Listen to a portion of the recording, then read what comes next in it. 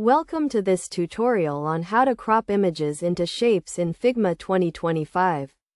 This comprehensive guide will walk you through the process step by step, covering key concepts, practical examples, and best practices.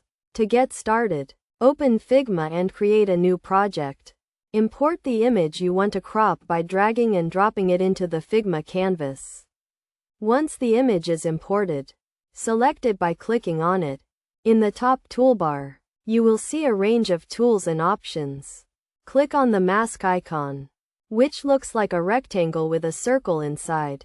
This will open the mask menu, where you can select from a range of predefined shapes, including rectangles, ellipses, and polygons. Choose the shape you want to use to crop your image.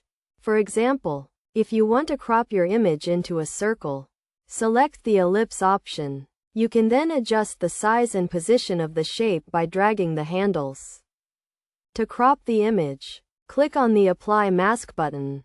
The image will now be cropped to the shape you selected.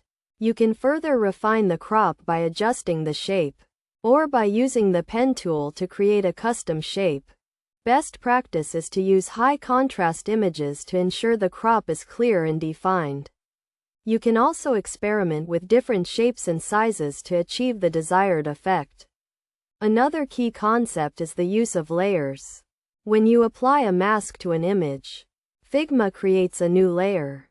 You can use this layer to further manipulate the image, or to add additional design elements.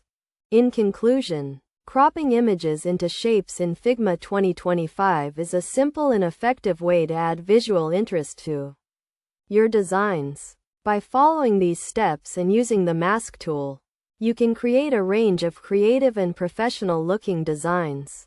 Remember to experiment with different shapes and sizes, and to use high-contrast images to achieve the best results.